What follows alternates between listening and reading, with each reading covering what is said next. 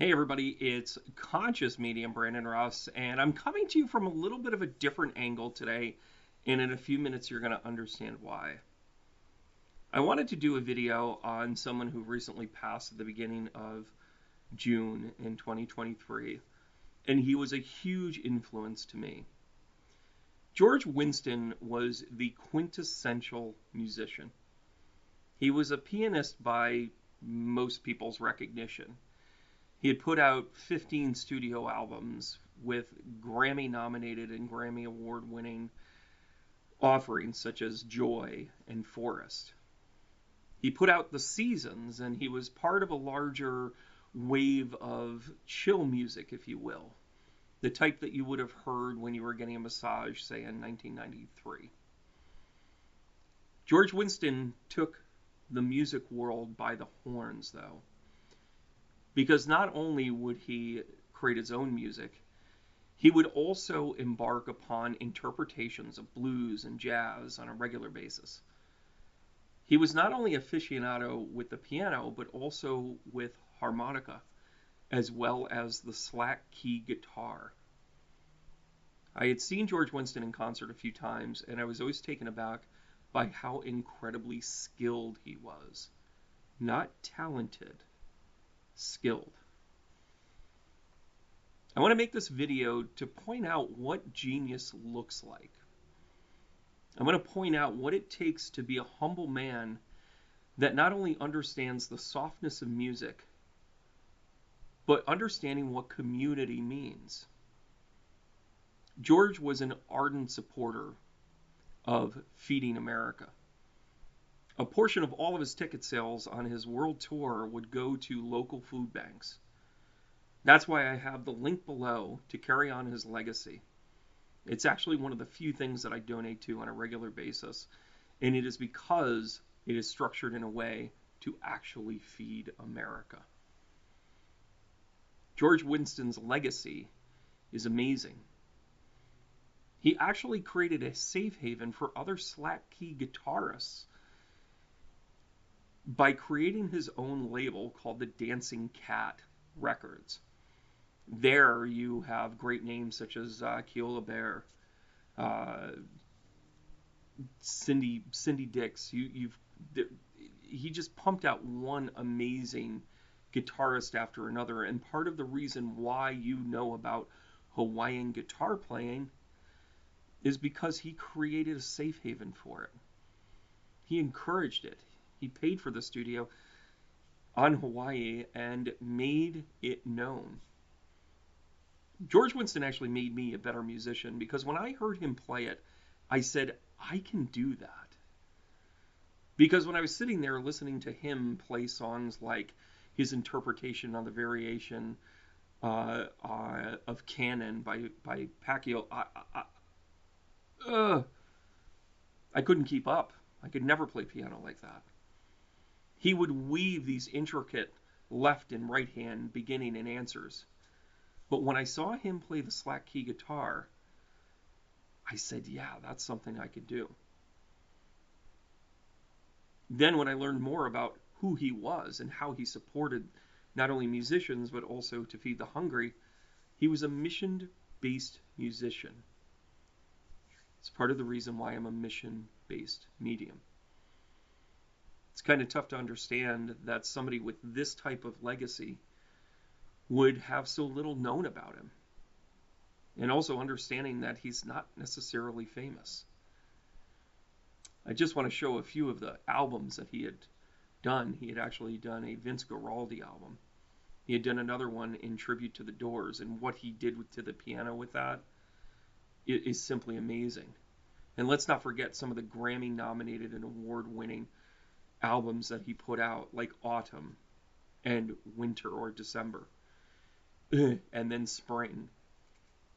He also lent his voice and his music to the Velveteen Rabbit, where he got a chance to work with Meryl Streep in an audiobook to kind of put kids to bed. His soft piano made everything work.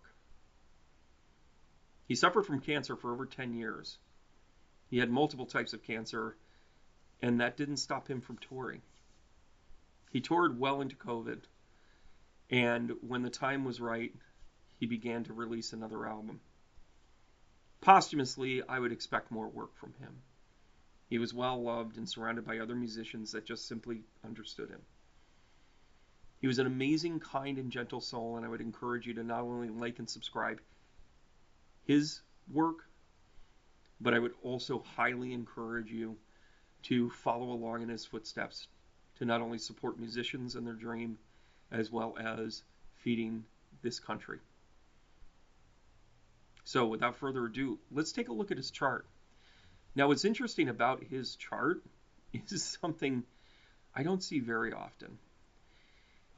Not only did I have a difficult time finding information about his birth date, I found conflict in where he actually was born. And by the way, like I said, I don't get that very often. But we do know, oh, and by the way, his birth date, some people called it January 1st, some people called it January whatever. I found December 26, 1949 to be the most consistent. It was actually on one of his recording websites, so I'm kind of assuming that that's from him. But of course, time of birth is sometimes a very difficult thing for a very private man, and I'm willing to respect that. So we're going to throw out the idea of the houses being literal, but I kind of have to point out one thing that I think really makes sense for someone of his kind nature. When you look at the opposition of what's going on, and I'm going to use it for reference in the 7th house, along with the 1st house, he was destined to heal other people. He had his emotional Piscean moon, along with his Capricorn sun, sitting there almost in square. He was a walking dichotomy. Sure, he wanted to be sure and rigid, and by the way, if you ever listen to any of his interviews, and I highly encourage it, he talks about the discipline that it takes to be a good musician. Another page I should absolutely take out of George Winston's dictionary. But the fact that the relationship between the moon and the sun is that of emotion and drive made him a really great musician. Not a good musician, a great musician. Listen to his track, Joy, and you will literally hear and feel the explosion within you of where he brings you on that piano. It's an incredible way that he was able to show emotion through the keys, through repetitive work. And you actually hear the discipline of a Capricorn in the music, and then the softness of a Pisces moon. One of the other challenges that he has here is that Venus, or Mars rather, is also squared to the sun. He was soft in a hard world. That square was part of his drive. Now the sun sits in the 10th house based on a 12 noon birth time, but we can all guess that that's realistically not really what happened. He likely had a birth time that was different from that. But what he did have was the square energy of both the moon and Mars forming a T-square with the sun. He simply had to choose the balance that Mars and Libra would give you. The gentleness and the emotion of a Piscean moon, and the ardent discipline to be kind with a Capricorn sun. I've listened to his music and I've poured over it time and time again. I never fully understood how he worked. I was just fascinated by it. Never even thought to look at his chart. And by the way, full disclosure, this chart is as good a guess as anybody's. I'm pretty sure that's his birth date. And I'm pretty sure those are the placements. I don't know what time he was born, but I can tell you that Mars, the moon, and his sun made him a creative genius, full of discipline, joy, and hard work. Other aspects are important, but not nearly as much as that T-square with the sun. Sure, he has Jupiter and Venus together. Jupiter, again, this is sitting in his 11th house, in Aquarius. He and I have something in common. Would make a lot of sense. Just Jupiter in Aquarius makes a lot of sense. He was going to have the fastidious nature to take care of others. Venus in Aquarius, the greater good, the love of humanity. Forget about the houses with this one, guys. You can just sit with the planets. Being in Aries, in Lilith in Aries, having a north node in Aries, having a south node in Libra. He was cardinal in his energy. He was an innovator. He was somebody that was able to take an idea and turn it into his own. This is stellar not only for creativity, but also his mission. By the way, the south node sitting right next to Neptune would mean that he's very comfortable in the daydream. He's very comfortable in the creative. I'm blessed to have found him when I did. He was on a label called Narada, and they had compilations, Camelot Narada or something like that. And on that were other, people like Dave Arkenstone, and I think maybe even Enya was on it. But they were people that were cutting edge for the time and what they were presenting.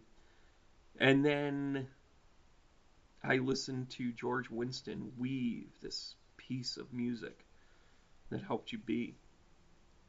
Now, I mentioned slack key guitar there a few minutes ago. And you're probably sitting there going, Brandon, what a terrible angle. And yes, you put Feeding America over your stomach. Thank you very much for the punchline, everybody. Well, George Winston is one of the reasons why I play guitar. Even though he is known for being a pianist. I think I'm in the right key here.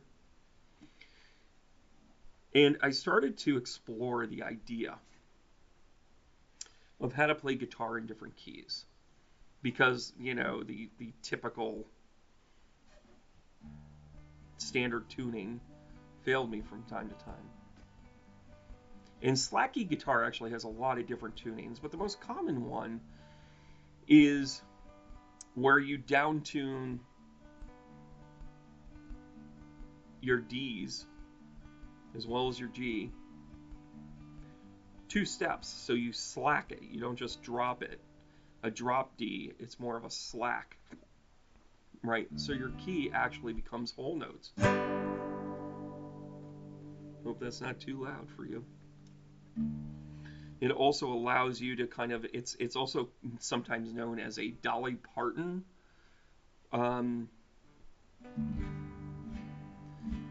tuning, because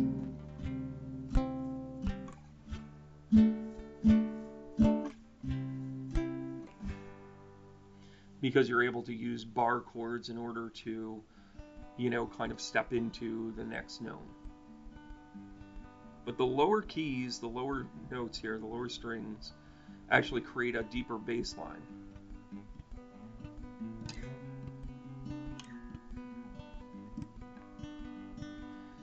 And slack key guitar was actually popularized in Hawaii by cowboys. Ooh, lesson plan here, right? Hawaii was actually one of the most open ranges for an island that the world had ever seen at the time that it happened. And Hawaiian cowboys created their own language. They created their own way to be. Well, oftentimes they were of Pacific descent, so their voices were naturally lower. So when they would go to sing, it would just sound lower. And then over time, the Hawaiian part of it took over to be more of a vacation wonderland, right? So the slack key guitar actually took on more of the gentle, you're on vacation kind of feel.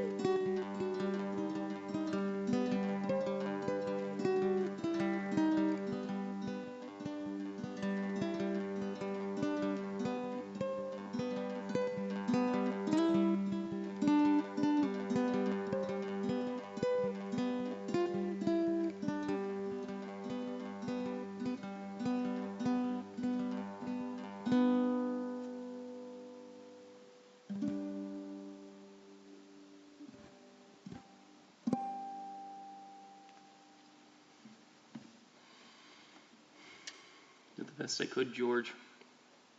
Thanks for inspiring us. Go check out Feeding America. It's a great organization, sponsored by a great man. Thank you, guys, and keep going. His legacy and his music will live on. Thanks again, George.